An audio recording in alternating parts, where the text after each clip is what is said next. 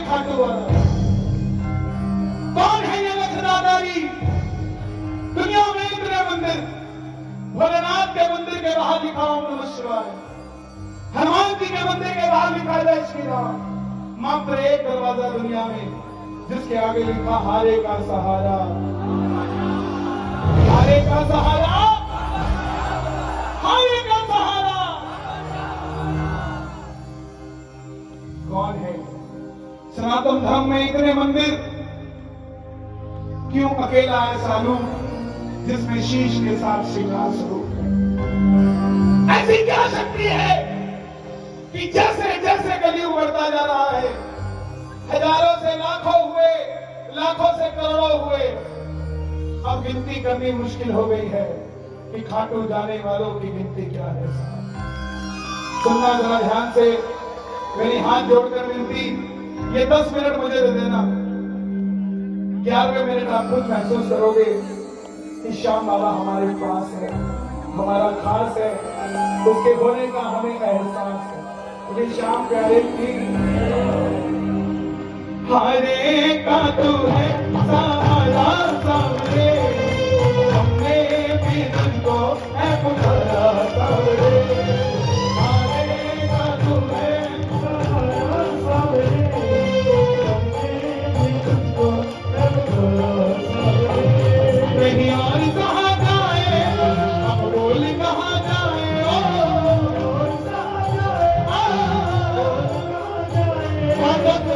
बाबा की कथा एक बार इजाजत रूप में ताली हो जाकर।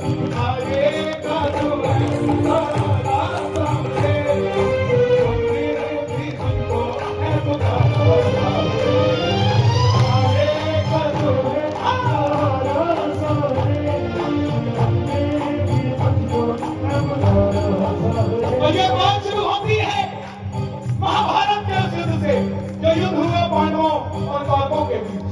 कौरवों की रखवाली कन्हैया की सेना कर रही थी और पांडवों की रखवाली गोविंद मेरो है, गोपाल मेरो है, गोविंद मेरो है, गोपाल मेरो है, श्री बाके बिहारी नंदलाल मेरो है, बाके बिहारी नंदलाल दोनों हाथ खोके गोविंद मेरो है, गोपाल मेरो है। कौन है ये खाटू वाला? पांडवों में भीम, भीम के पुत्र हुए घटोत्कच और घटोत्कच के पुत्र हुए बर्बरी, बर्बरी, बर्बरी, बर्बरी, बर्बरी, बर्बरी।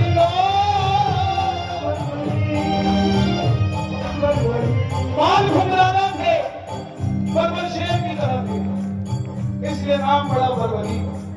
जन्म लेते ही 14 बरस की आयु ग्रहण की और जैसे डॉक्टर का बच्चा डॉक्टर बनने की सोचता है, इंजीनियर का इंजीनियर, क्षत्रिय परिवार से थे, कुछ शक्ति प्राप्त करने की सोची।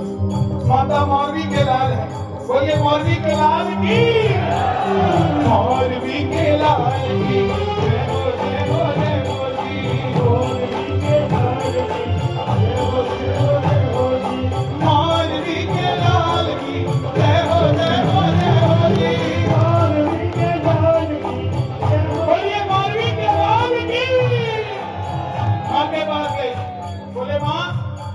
शक्ति प्राप्त करना चाहता हूं।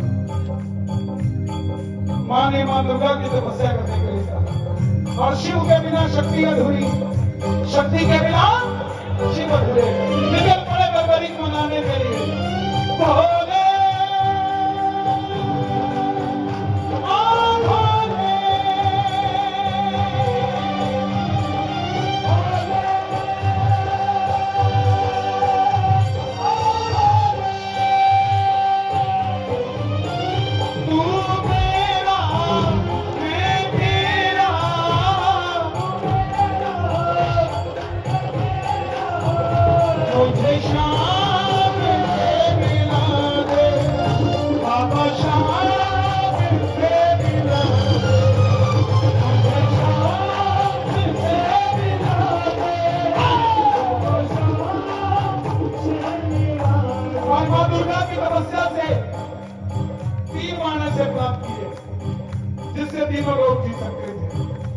तीन बाणधारी की, तीन बाणधारी महिमा बड़ी भारी,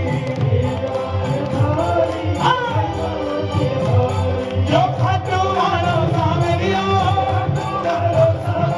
जो खाटू वालो सावरियो, भगतानो बलहारी, तीन बाणधारी महिमा बड़ी भारी।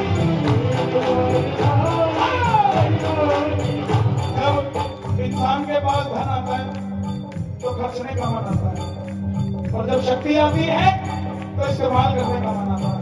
माँ के पास गए, बोले माँ मैं भी इस महाभारत के युद्ध में भाग लेना चाहता हूँ। माँ ने सोचा कन्हैया की सेना कौरवों के पास है। बोली जा बेटा, मगर जाने से पहले दो वचन देकर जा। पहला वचन, हरे कदम है तारा सामने,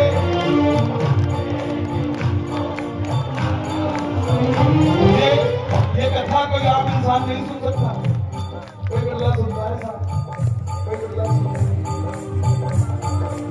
बिगड़ी ही बननी थी तो खाटू धाम 20 साल पहले मिल जाता, आपको आज क्यों मिला? समय लगता है, अच्छी चीज मिला है, जरा ताली बजाकर। दूसरा वचन, रास्ते में कोई भी कुछ भी मांग ले तो मना नहीं करेगा। पहला वचन, जो हारेगा उसका सहारा बनेगा। और दूसरा वचन, कोई भी कुछ भी मांग ले तो मना नहीं करेगा। नतमस्तक होकर बर्बरीक चल पड़े, और जैसे मेरी माँ शेर की सवारी करती है, भोलेनाथ नंदी की, हमारे बाबा शाह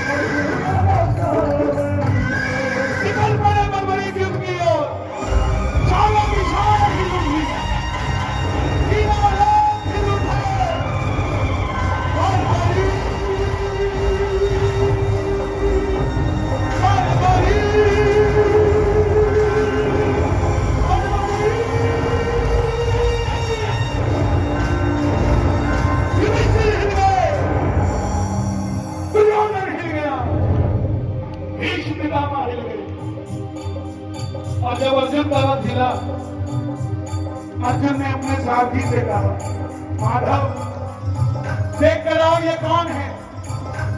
ये लड़ेगा तो बाद में, इसको देखने से ही ऐसा लग रहा है कि मैं युद्ध हार गया। बोलिए तीन बाणधारी थी। प्रेमियों समझना, जिसका जलवा ही ऐसा हो कि जिसको देखने से लग रहा है कि हार गया, तुम उसी के बच्चे हो, जरा मत करो किसी से प्यारे, तुम्हारा भी जलवा ऐसा ही है, तुम्हें देखकर हार जाता है सामने वाला। मुझे ऐसा लग रहा है ये लड़ेगा बाद में, पहले मैं युद्ध हार जाऊंगा। जा देख कर आओ कौन है ये। कन्हैया ब्राह्मण का रूप धारण करके गए। बोले भगवानी कहाँ जाते हो? भगवानी बोले प्रभु मैं युद्ध में भाग लेने जा रहा हूँ। ब्राह्मण देवता बोले बेटा अभी तो खेलने कूदने की उम्र है, कहाँ युद्ध में बनने जाता है? भगवानी बोले प्रभु जिनके हौसले बुलंद होते हैं वो उम्र नहीं देखा करते, निकल पड़ते हैं। बोले बेटा बातें करनी आसान है, ऐसी कौन सी शक्ति है जो लड़ने आया है? मालूम है तुझे कितना बड़ा महासंग्राम है ये? भगवानी बोले प्रभु जिसे आप महासंग्राम कह रहे हैं, महाभारत कह रहे हैं, मेरे तरकश में जो 3 बाण है ना, एक ही बाण चलाऊंगा, ना जीतने वाला बचेगा ना हारने वाला बचेगा। आज्ञा तो दीजिए। बोलिए 3 बाणधारी थी। ब्राह्मण देवता बोले बेटा बातें करनी आसान है, अच्छे दिन आने वाले हैं, लाने में पसीना आ जाता है, साबित करके दिखा। सामने पीपल का पेड़ था जिस पे लाखों पत्ते थे, बर्बरीक ने चढ़ाया प्रतिज्ञा पे बाण, और एक ही बाण से उस पेड़ के लाखों पत्ते भेज दिए। आखिर में वो बाण ब्राह्मण के पांव के ऊपर घूमने लगा। क्यों? एक पत्ता ब्राह्मण ने अपने पांव के नीचे दबा दिया कि देखूं अगर किसी को छुपा लूं तो बच सकता है क्या? बर्बरीक ने बोला, प्रभु पांव हटाइए, एक पत्ता आपके पांव के नीचे। ब्राह्मण देवता मान गए, अगर ये युद्ध में चला गया तो सबको ढूंढ ढूंढ के मारेगा। बोले बर्बरीक किसका साथ दोगे? बर्बरीक बोले, प्रभु मैं मेरी मां को वचन देकर आया हूं।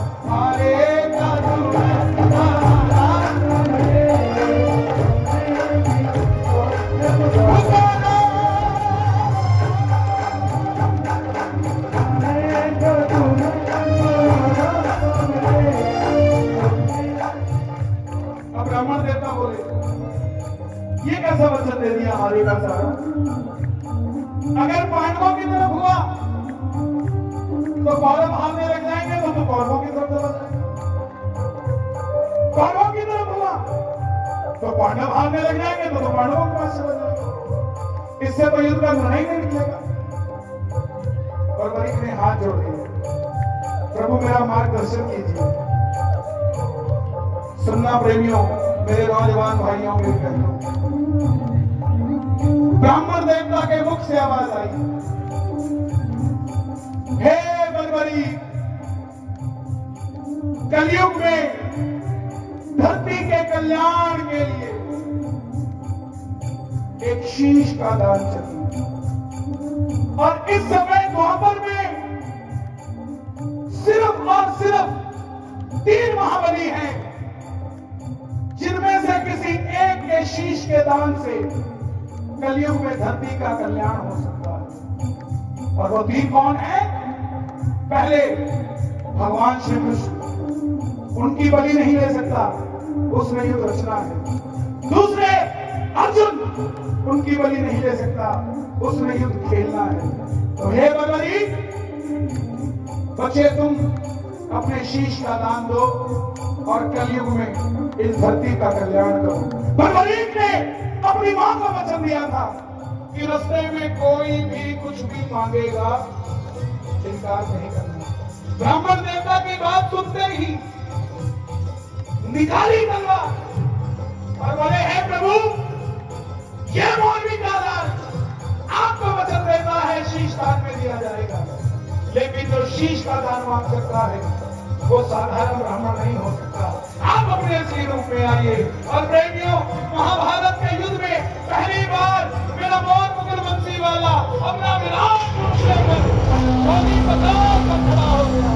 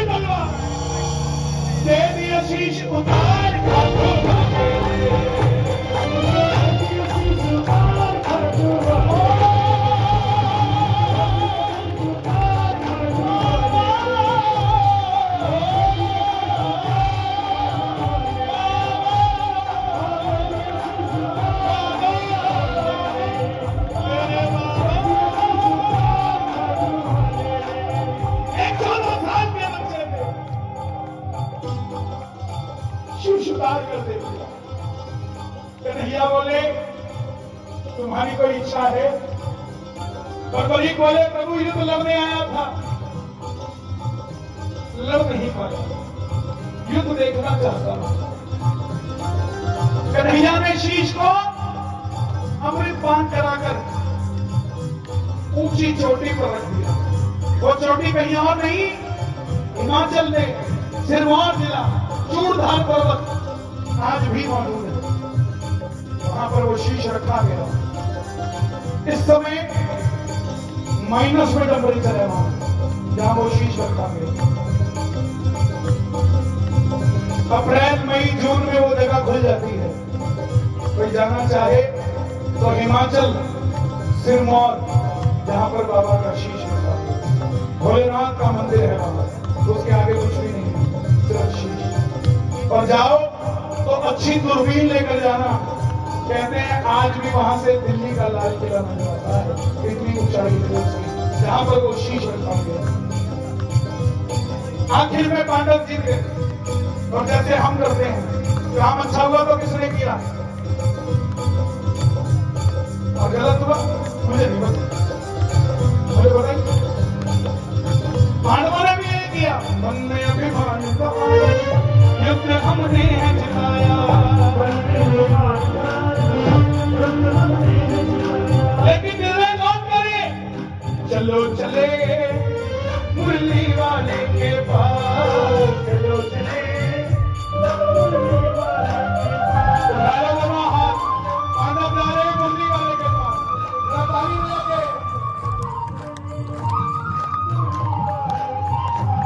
चाकरी करेंगे उनका वरदान,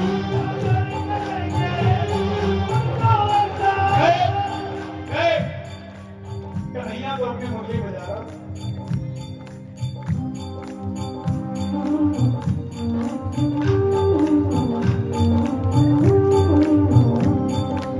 पूछा, हे माधव, आपने युद्ध में क्या देखा? अर्जुन ने जिताया या भीम ने जिताया या युधिष्ठिर ने जिताया? कन्हैया बोले, कैसी बातें करते हो, मैं तो तुम्हारा रथ चला रहा था, मुझे क्या पता युद्ध किसने जिताया। बोले, माधव बता दो, नहीं तो हम आपस में ही लड़कर मर जाएंगे। पांडवों की बात सुनकर कन्हैया बोले, अगर जानना चाहते हो सच में, तो एक बार झोली मैंने फंसाई थी, एक बार तुम फंसा दो।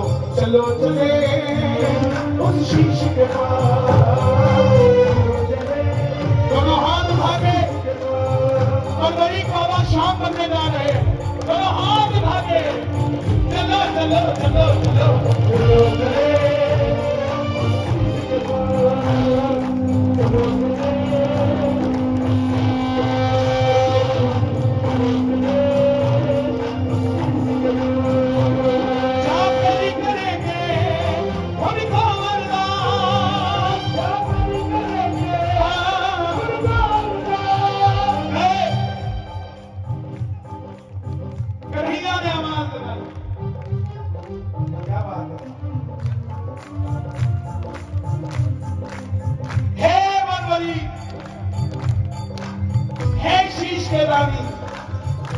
हारे के सहारे, हे नीले के अस्वाद, हे मौलवी के लाल, बताओ तुमने युद्ध में क्या देखा?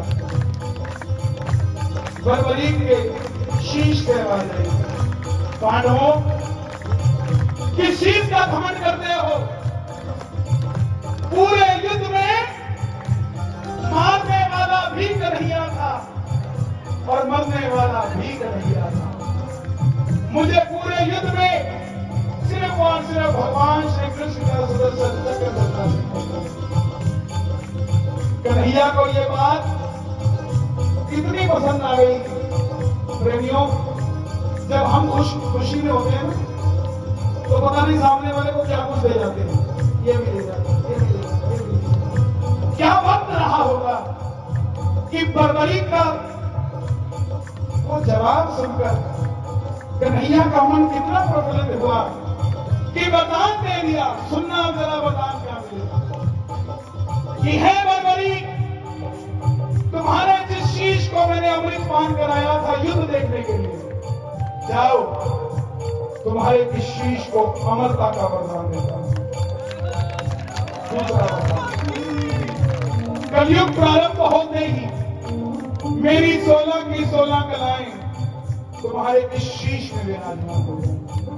तीसरा वरदान, कलयुग में कोई शाम पुकारेगा तो उसकी मदद ये मुरली वाला शाम नहीं, तो खाटू वाला शाम बनेगा। चौथा वरदान, जैसे जैसे कलयुग आगे बढ़ेगा तेरी मान्यता भी दिन ब दिन बढ़ती जाएगी। पांचवा वरदान, तुमने तुम्हारी माता को वचन दिया था कि तुम्हारे के सहारे बनोगे। जाओ, तुम्हारे भक्तों को मैं वरदान देता हूं कि तेरी कथा सुनकर पहली बार तेरे दरबार में जो भी अर्जी लगा के जाएगा, दुनिया की कोई ताकत दोबारा उसको हरा नहीं पाएगी। उसका दुख था। छठा वरदान, तुमने तुम्हारी माता को वचन दिया था कि रास्ते में कोई भी कुछ भी मांगेगा तुम इनकार नहीं करोगे। जाओ, तुम्हारे दरबार में जो भी पहली बार झोली पसार देगा अपनी औकात से 100 गुना बढ़कर लेकर जाएगा। तेरे भक्तों को वरदान दूंगा। प्रेमियों, आज अगर आपका पड़ोसी कहता है ना कि मैं तो खाटू नहीं जाता, मेरी बात रिकॉर्ड करके याद कर लेना, एक दिन उसकी भी गरारी फंसेगी और वो गरारी खाटू जाकर ही मिलेगी। वो भी चूरमे का प्रसाद लेकर आएगा आपके पास। ले भाई, कितना ही कह ले, मेरी गाड़ी के हाथ मत लगा, एक दिन उसके भी शीशे के पीछे 3 बार का निशान लगा। महाभारत में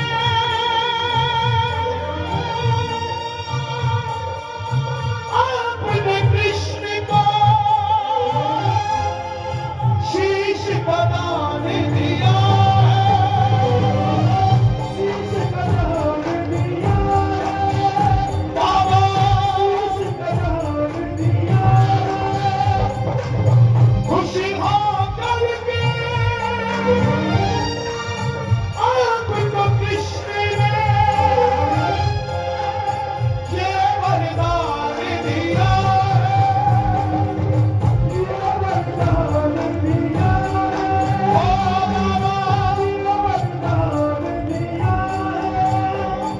कलयुग शुरू होगा, जैसे ही कलयुग शुरू होगा, कलयुग की पहली किरण जब निकलेगी, सूर्य की किरणें आरती उतारे,